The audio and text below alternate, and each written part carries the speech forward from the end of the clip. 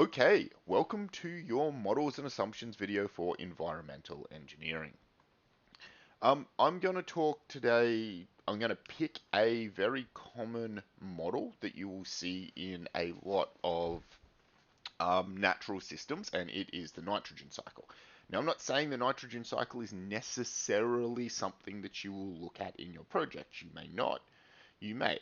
It's going to be largely up to you and the stuff that one delivers, but it's just a model more closely related to your discipline that we can talk about in the same way that we talked about the projectile motion model. So I'm familiar with this nitrogen cycle from having an aquarium. I've had aquariums for a very long time, and when you set up a new aquarium, and even when you continue having it, you need to monitor your nitrogen levels. So what happens inside your aquarium system is you have an input of food. Generally, you're feeding your fish, they're producing waste, which falls into your substrate, and it is broken down by bacteria there and creates ammonia. Some of that ammonia feeds plant life, some of it then converts. So, ammonia is a chemical compound which contains nitrogen and hydrogen.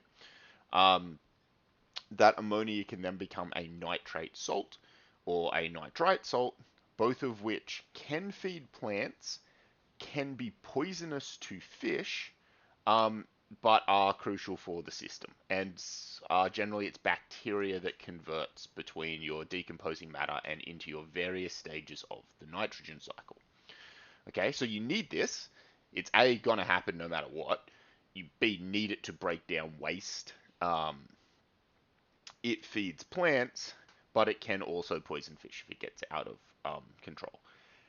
And so this is a really common cycle, and generally you try and slowly build a fish tank up, and so that you can stop any spikes from happening in this cycle. And that can be really bad if you get a spike, because this system isn't necessarily stable. If you have a thriving fish tank, it's got this process going around in it constantly, and you happen to have something like you overfeed your fish one day. If you get too far outside of the bounds of the system, what happens is you get a spike in the amount of ammonia, which can cause a spike in the other things, and some of that will kill your fish. They will then die and begin to decompose, which will create more ammonia, which will create a bigger spike, which will kill more fish, and the whole thing can spiral out of control really quickly. Okay, so representing this in the way that you see it a lot of the time, it is often portrayed as a stable system when it is not necessarily a stable system, and there are bounds on what is acceptable in that. Okay, so that's the first part of the model where you can kind of push it to a limit and it sort of breaks down, at least in the assumption that it is stable. There is another assumption that's getting made in a figure like this, and it's that you have enough bacteria to make this process happen. And bacteria need something to grow on. So generally, again, when you're looking at fish tanks, you look at what substrate you use, so what goes down, gravel or soil or whatever is down the bottom. And your filters are generally huge surface area things for bacteria to live on, and you need enough bacteria to break down the stuff that's going on so we don't get those spikes we spoke about. So there is an inherent assumption here around there is enough surface area for the bacteria to live on, and they have the other things that they need. Bacteria need more than just ammonia sometimes to survive, as does everything in here. So some assumptions here is we've got enough surface area.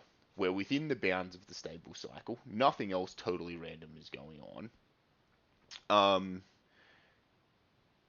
And we have everything else that we need because, you still need sunlight and stuff like that in order for this process to work.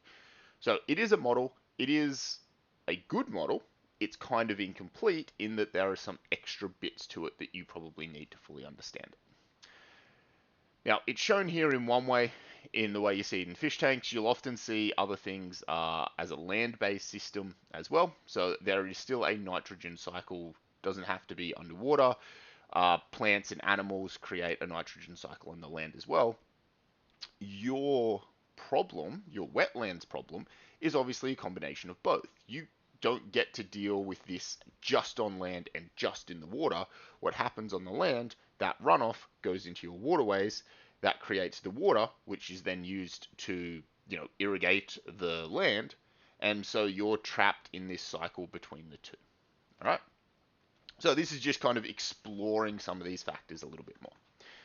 There's another thing that we can talk about, using exactly the same two pictures, and they are open and closed systems. So a lot of models will make one of these two assumptions, that the system is either open or it is closed.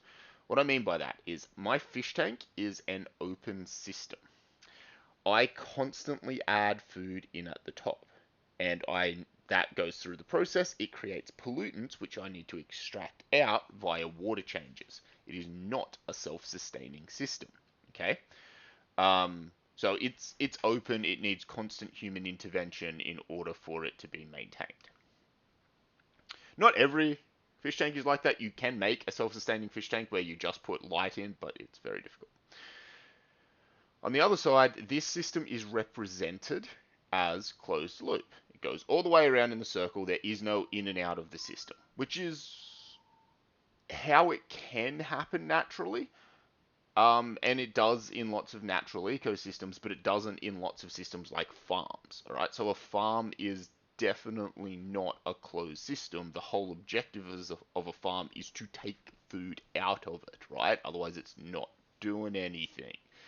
So farms are definitely not closed loop systems because we're constantly taking food out. We're also constantly putting ammonia or nitrogen in the form of ammonia, in the form of fertilizer.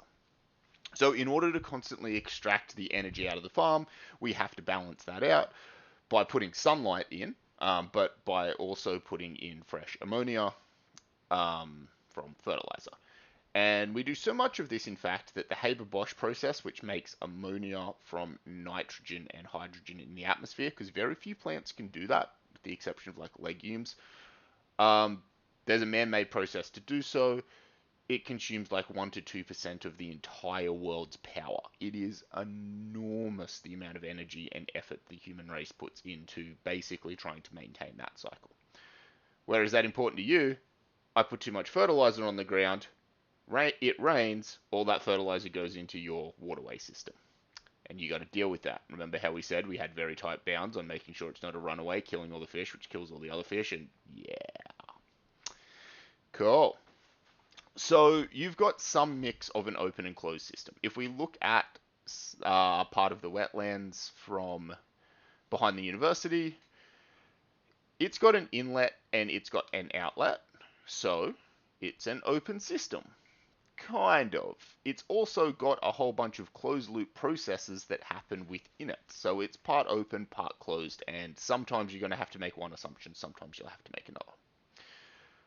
Alright, so that's one kind of chunk of this. There's another chunk of this that I want to talk about as well. And it's measurement error. So you may remember from the basketball shooting analogy, I did talk about measurement error, and I said in that case you didn't have very much. You knew the speed that you threw the ball. You could just measure that. That was all fine and dandy. Great. Let's say in your wetlands you want to measure something. I don't know. Let's say it's pH. Whatever.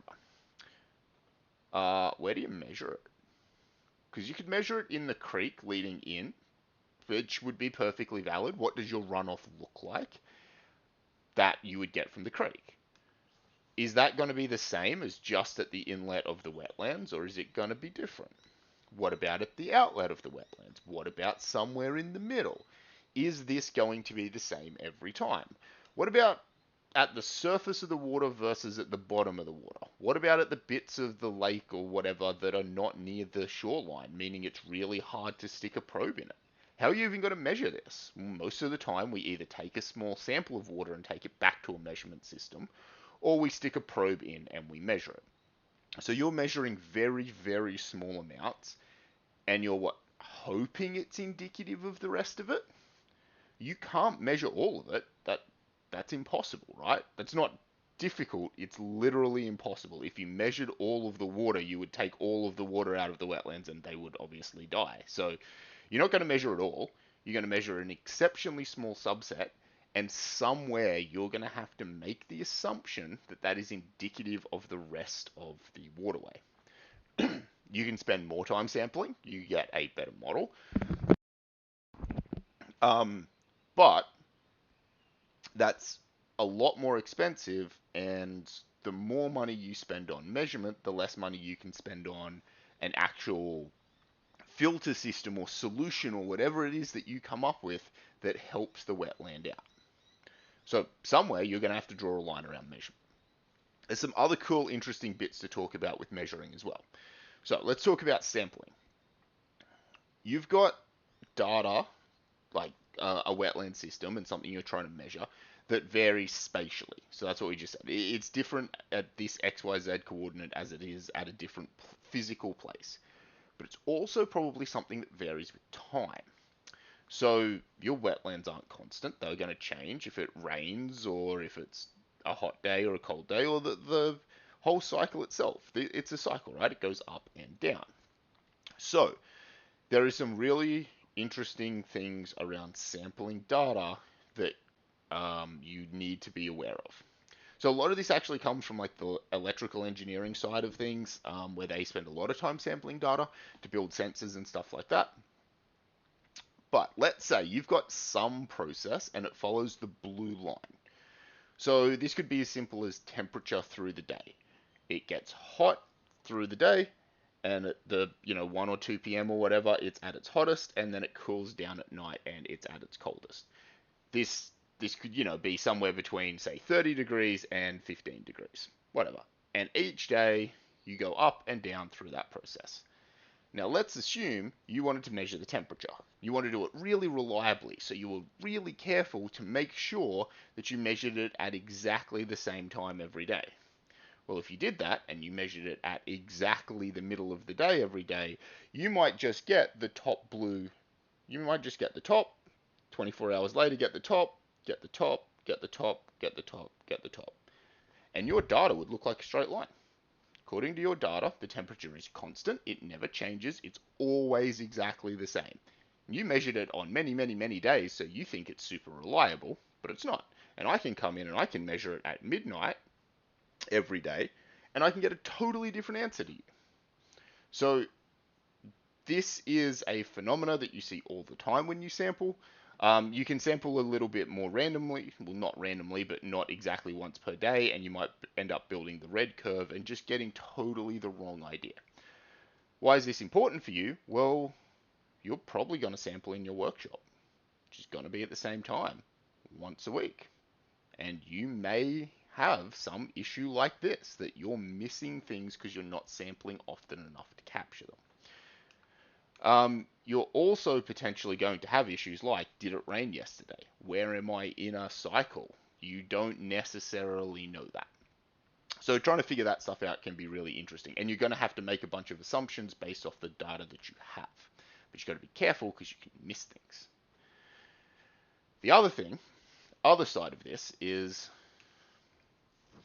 I'll put a link to this in the description below because it's quite a good explanation of, does pH vary with temperature? What I was looking for was something that you might want to measure, like pH, and is there any confounding variables, like when you measure it during the day? And it turns out pH varies with temperature. So if you're measuring pH here, you may not be tracking temperature at all, but the water is warmer in the middle of the day when you measure it to when I measured it in the middle of the night, and we may measure different pHs. Okay, so that's another thing where you may have an incomplete model that you may not be compensating for, say, temperature of the water. Now, the article that I'll link will tell you that in the bounds in which, water would normally vary, this is generally really, really small, and you generally don't have to worry about it. It's a bit of an artificial example, but it's technically true. And if you heat water up to 100 degrees, heat it up by 75 degrees essentially, neutral water will end up with a pH of 6.14. What's interesting is that that's actually still neutral. So I don't know how much you know about pH measurements, but most people would know, or a first pass, a first level model understanding, is that a pH of 7 is neutral. That is true only at 25 degrees. At 100 degrees, or 99.9 degrees, because obviously you're boiling at 100, but at 99.9 degrees, neutral's pH is now 6.14.